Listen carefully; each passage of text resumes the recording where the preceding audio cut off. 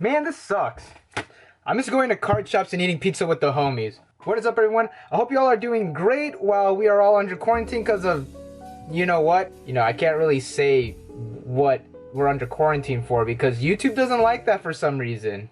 Well, anyways, if you don't know, welcome to this channel. This is a TCG channel where I talk about trading card games, and this pandemic really does throw a wrench in my hobby. Trading card games are meant to be played in person, and since we are not able to leave the house, there are a variety of different ways that we could still play the games that we love safely in our homes. In this video, we're going to look at different alternatives to playing in person.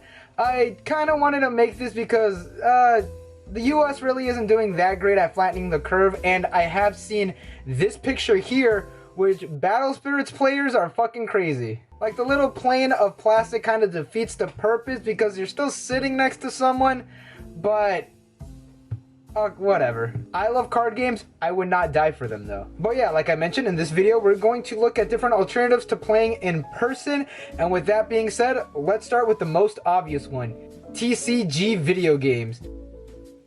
I say this is the easiest because you just play it. You pop it in your system or you get a ROM and you just go ahead and start the game.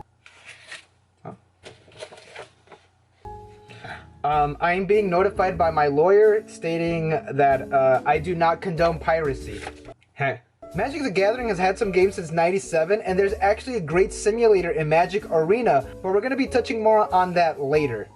Magic the Gathering spans many console generations, and actually my first introduction to Magic the Gathering was on the Xbox Live arcade game. Yugioh also has a ton of games, even a couple that have not left Japan. Thankfully, the translation community has worked on getting those games translated. Shout out to Luke, who uploads Yu-Gi-Oh games non-stop, especially translated games. He's a real one, honestly.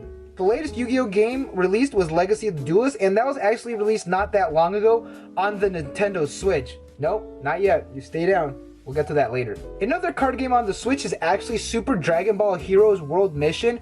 This is actually a port of the arcade game of the same name, and it is, so far, the only way we could play this ACG in English. I did make a video about arcade card games. I'll put a link on the top and in the description below. Dragon Ball has actually had a string of deck fighting games throughout its life, starting from the NES. I don't know how or why these continue to be made a thing, but it is. I have yet to play one. I will do it eventually. Duel Masters even has a couple of games that play fairly well, but they look like absolute ass. Like, for real, check out the PlayStation 2 game and like, oh my god, what in the name of mid-2000s DeviantArt is happening here? Oh, it's Atari. Yeah, they don't give a shit. One of my big complaints is obviously the art style, but on the Game Boy Advance game, it is kind of hard to see what mana you have. It's a whole UI issue that I have with the game, but it still runs fairly well. Pokemon has had 2 Game Boy games. One came out in the US that features the first 3 sets, and the sequel that features Team Rocket cards was actually not released outside of Japan. And my lawyer is reminding me that I do not condone piracy, and he told me not to laugh this time. We do have a couple of Digimon card games, and this is the original Digimon card game, not the card game that is going to come out eventually, although there is an app that teaches you how to play that game. It's not a full-fledged game, it's just an app teaching you how to play using a couple of the starter decks. There is the Digimon card game on the PlayStation that I do remember playing, and Monster Rancher actually had a card game on the Game Boy that is not good. You could go ahead and skip that one. Of course, Weiss does have a couple of PSP games that are visual novels and card games. So take that, Yu-Gi-Oh! We beat card games on motorcycles. I am kind of shocked that we don't have an updated version of this Weiss game. Granted, there are a million series now in Weiss Schwarz and licensing issues and stuff, so it's not that surprising. There are also a bunch of Vanguard and Buddy Fight games as well, but so far none of them have been translated to English. Mobile card games. I know what you're thinking. Technically, these are all the same, but I'm counting these as their own segment. The reason I say this is because when you buy a game, you play it to unlock all the cards, or you're gonna use a cheat device. All the cards are contained in the video game, and there is not really any way to get more cards or updated sets, with some exceptions applying.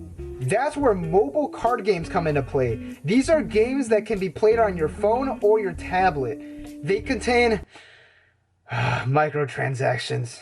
And they are their own game from any existing property. What about Yu-Gi-Oh? I'll get to that. The big hitters in the mobile card games are Hearthstone and Shadowverse. Generally considered the same game, except one is for people who go to Comic-Con and the other is for people who go to Anime Expo. There are fundamental differences here, and each game has their own meta and strategies that each game implements. Both games have a huge player base, and there are constantly new cards and events coming out for each game. There's a new card game coming out in May called Zenzinar that I'm actually quite excited about. A couple Japanese YouTubers that I follow play the game, and it does look pretty fun. Just a heads up, this is not a paid advertisement. I'm not sponsored by them in any way, shape, or form. I'm just interested to see this gameplay, and it does really look like fun, and I'm genuinely excited. Next, we have all the TCGs that are shrunk down for mobile. Yu-Gi-Oh! Duel Links, Vanguard Zero, and Duel Masters are fundamentally the same game to their IRL counterparts, just on mobile, but there are differences enough to make the games unique in their own right. Duel Links being the most obvious. There's nothing wrong with playing these games. I personally try not to spend any money on these virtual packs, especially on Duel Links, because I do play Yu-Gi-Oh! In real life. Simulators. Here's a fun one. We're going to talk about simulators. Some of these are official, some are not. The Pokemon TCG does come to mind. You buy a pack, and each pack comes with a code that you can use to get the cards from your pack into the game. A majority of the time, a lot of people don't play online, but I bet some people are kicking themselves for not keeping their codes. This is super nice, and I wish other card games follow this mechanic as well, but, you know, Pokemon is still a good candidate for it, especially with their set rotations. You also have Magic Arena, not a full-on simulator, but personally I think it does count because they are constantly adding a lot of cards to the card pool. You could get packs, build a deck, play online, pretty nice, pretty simple. Now we have Yu-Gi-Oh! There are multiple Yu-Gi-Oh! Simulators out there. I personally would recommend Project Ignis EDO Pro. This has everything, especially Rush Duels, the new Yu-Gi-Oh! Format. Now this is an automatic Yu-Gi-Oh! Client. If you want things more manual, there is Dueling Book, especially if you like being called an ant. Lastly, and this is the fun one, we have Tabletop Simulator. This is a game that uses an engine that lets you manipulate cards in a realistic fashion. This lets you play different games that do not have official or unofficial simulators. You could play Weiss Schwarz, Buddy Fights. I'm assuming someone is working on the new Digimon card game. And actually, when I was writing this script, nobody has done the Digimon card game, but now actually someone has. So I guess I could just cut this part out. Editor, cut this part out. It's about $20 on Steam, but it does go on special nearly all the time. And when you're not going to play a card game, you could use Tabletop Simulator to play other things too. So find your community, download some assets, and you're good to go. Discord matches. Lastly, we're going to go into a fairly new concept, unless you played Weiss, or just any other niche Japanese card game. Speaking from experience, as a Weiss Schwarz player. So, in Weiss Schwarz, basically our community is fairly limited in depending on the area that you live in.